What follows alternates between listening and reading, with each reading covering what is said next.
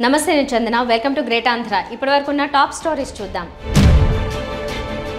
జగన్ నేరుగా రంగంలోకి దిగడానికేనా లోకేష్ పై స్పష్టత పవన్ సంగతి ఏంటి మోదీజీ ఏపీ పట్ల కృతజ్ఞత చూపండి తెలుగుదేశానికి కొత్త అధ్యక్షుడు కావాల్సిందే జగన్ అపాయింట్మెంట్ అవసరం లేదు ఎన్నికల్లో ఓటమి తర్వాత వైసీపీలో మొట్టమొదటి మార్పు తాడేపల్లిలో ఒక అద్దె భవనంలో నిర్వహిస్తున్న వైసీపీ కార్యాలయాన్ని మూసివేశారు తాడేపల్లిలోని జగన్ క్యాంపు కార్యాలయం నుంచే వైసీపీ కార్యకలాపాలు నిర్వహించడానికి నిర్ణయించారు ఇంతకాలంగా ముఖ్యమంత్రి కార్యాలయంగా కొనసాగుతున్న భవనాన్ని వైసీపీ కార్యాలయంగా మారనుంది జగన్ నివాస ఆవరణలోనే వైసీపీ కార్యాలయం ఉండడం ప్రస్తుత తరుణంలో మంచి పరిణామం ఇకపై వైసీపీ కార్యకలాపాలను వైఎస్ జగన్మోహన్ రెడ్డి స్వయంగా పర్యవేక్షిస్తే బాగుంటుందనే అభిప్రాయం వ్యక్తమవుతోంది అప్పుడే పార్టీ కోలుకుంటుందని వైసీపీ కార్యకర్తలు అంటున్నారు బహుశా పార్టీ కార్యకలాపాలను రోజువారీ పర్యవేక్షించడానికి తానే రంగంలోకి దిగాలని జగన్ నిర్ణయించుకున్నారని వైసీపీ నాయకులు చెబుతున్నారు అధికారంలో ఉన్నప్పుడు పార్టీని జగన్తో పాటు వైసీపీ పెద్దలు గాలికి వదిలేశారు ఒక్కరోజు కూడా పార్టీ కేడర్తో సమావేశం నిర్వహించిన దాఖలాలు లేవు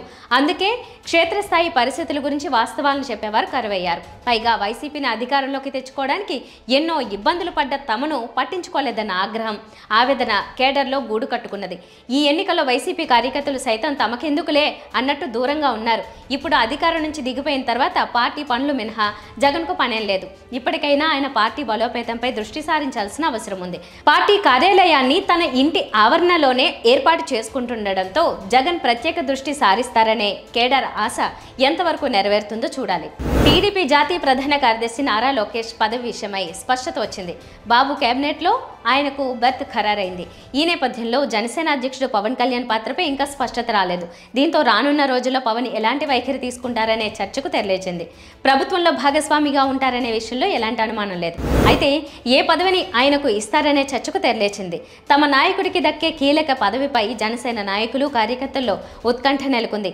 పవన్ పదవిపై జనసేన నాయకులు సహజంగానే చాలా ఆశలు పెట్టుకున్నారు అందుకు తగ్గట్టుగా ఆయనకు పదవి వస్తుందా లేదా అని జనసేన శ్రేణులు టెన్షన్ పడుతున్నాయి మరీ ముఖ్యంగా లోకేష్ కంటే ప్రాధాన్యం ఇస్తారని జనసేన నమ్ముతోంది మంత్రివర్గంలో చేరనని పార్టీ పనులు చూసుకుంటానని లోకేష్ ప్రకటించిన సంగతి తెలిసిందే అయితే మంత్రివర్గంలో చేరకుండా కీలక విధానపరమైన నిర్ణయాల్లో భాగస్వామి కావడానికి వీలు కాదనే ఉద్దేశంతో లోకేష్ను కేబినెట్లోకి తీసుకోవడానికే చంద్రబాబు ఆసక్తి చూపుతున్నారని తెలిసింది దీంతో లోకేష్ పదవిపై స్పష్టత వచ్చినట్లయింది గతంలో లోకేష్ను కేబినెట్లోకి తీసుకున్న సంగతి తెలిసిందే ఐటీ పంచాయతీరాజ్ శాఖ మంత్రిగా లోకేష్ పనిచేశారు ఇప్పుడు కూడా ఐటీ శాఖను ఆయనకే ఇవ్వచ్చనే ప్రచారం జరుగుతోంది ప్రధాని నరేంద్ర మోదీ కనీసం ఈసారైనా ఆంధ్రప్రదేశ్ రాష్ట్రం పట్ల కూసింత ప్రేమను చూపిస్తారా తాను సుస్థిరమైన ప్రభుత్వాన్ని నడపడానికి ఆంధ్రప్రదేశ్ ద్వారా అందిన కాంట్రిబ్యూషన్ కీలకమైనదనే వాస్తవాన్ని ఆయన గుర్తిస్తారా ఆంధ్రప్రదేశ్ రాష్ట్రం తమ కూటమిని గెలిపించిన తీరు వల్ల మాత్రమే కేంద్రంలో మూడోసారి ఎన్డీఏ ప్రభుత్వం తన సారథ్యంలో నిశ్చింతగా ఏర్పడే పరిస్థితి వచ్చిందని ఆయన గ్రహించారా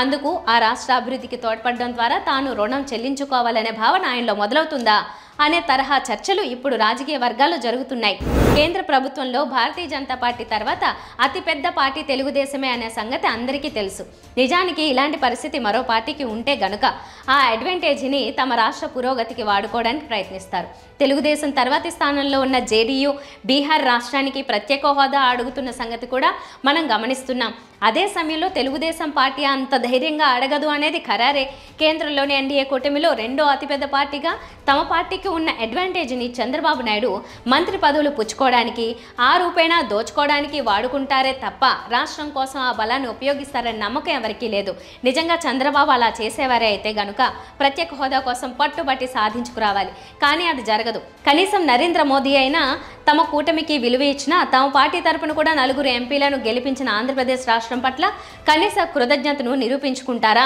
అనే ఆలోచన ప్రజల్లో వస్తోంది మోదీకి అలాంటి భావన ఉంటే గనక ఏపీ అభివృద్ధికి అండగా నిలవాలి ప్రత్యేక హోదా సంగతి ఆశించే పరిస్థితి లేదు కనీసం రాజధాని నిర్మాణం ఇతర మౌలిక వస్తువులు వెనుకబడిన ప్రాంతాల అభివృద్ధికి ప్యాకేజీ పారిశ్రామికీకరణ అనుకూలంగా పన్నుల సడలింపులు వంటివి ఏమైనా చేస్తారా అనేది వేచి చూడాలి ఇప్పుడు ఏపీలో దక్కిన ఆదరణను కాపాడుకోవాలంటే మళ్ళీ బీజేపీని ఏపీ ప్రజలు సమాదరించాలంటే ఏపీకి లెక్కకు మించి కేంద్రం ఈ దఫా సాయం అందించాలి గత 10 ఏళ్లలో చేసినట్టుగానే ఏపీని వంచడం వాడుకుని వదిలేయడం తన శైలి అని మోడీ మరోసారి నిరూపించుకుంటే ఫలితం అనుభవించక తప్పదు తెలుగుదేశం పార్టీకి అధ్యక్ష బాధ్యతలను మోయడానికి కొత్త కొత్త వ్యక్తి అవసరమని పార్టీ నాయకులు శ్రేణులు బలంగా నమ్ముతున్నారు. చంద్రబాబు నాయుడు 4వ ముఖ్యమంత్రిగా బాధ్యతలు చేపట్టబోతున్న సమయంలో పార్టీకి నూతన అధ్యక్షుడిగా మరొక వ్యక్తిని ఎంపిక చేయాలని వాదన బలంగా వినిపిస్తోంది.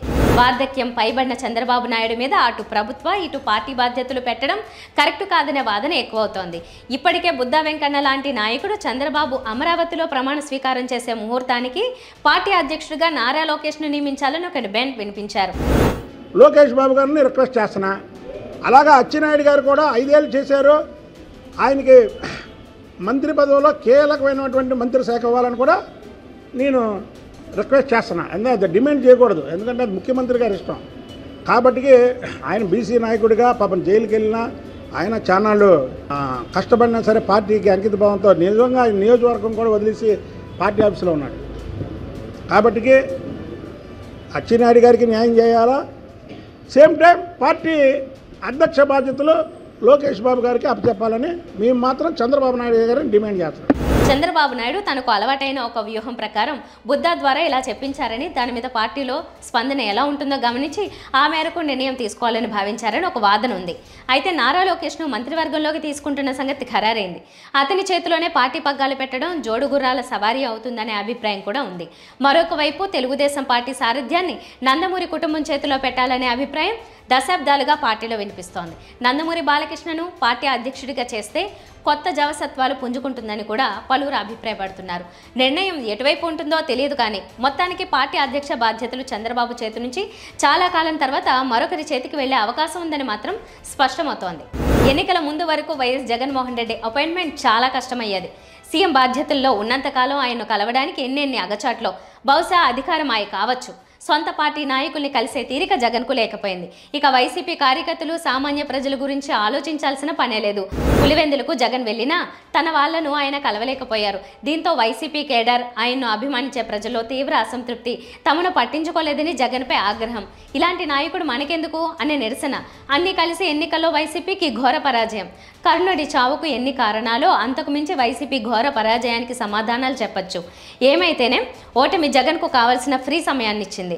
ఇప్పుడు వైసీపీ నేతలకు జగన్ను కలవడానికి ఎలాంటి అపాయింట్మెంట్ అక్కర్లేదు. తాడేపల్లిలో జగన్ను ఆయన నివాసంలో చాలా మంది వైసీపీ నేతలు కలిశారు.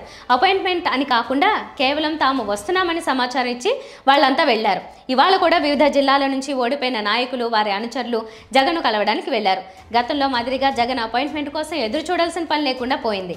ఈ రకంగా అయినా జగన్తో మనసులో మాట పంచుకునే అవకాశం వచ్చిందని వైసీపీ నాయకులు చెబుతున్నారు. ఓటమికి దారితీసిన పరిస్థితుల్ని జగన్కు నేరుగా వివరిస్తున్నారు. ప్రజలతో కనెక్టివిటీ ఎందుకు కట్ అయిందో జగన్కు వివరిస్తున్నారు. సంక్షేమ పథకాల అమలుకు లక్షలాది కోట్లు ఖర్చు చేసినప్పటికీ ఎందుకు ఓటమి పాలు కావాల్సి వచ్చిందో నాయకులు వివరిస్తున్నారు. వీటన్నింటినీ జగన్ పరిగణలోకి తీసుకుని మళ్లీ పూర్వ వైభవం కోసం ఎలాంటి ప్రణాళికలు రచిస్తారో చూడాలి. ఇవి వాళ్ళ టాప్ స్టోరీస్. మరిన్ని అప్డేట్స్తో కలుద్దాం. నమస్తే.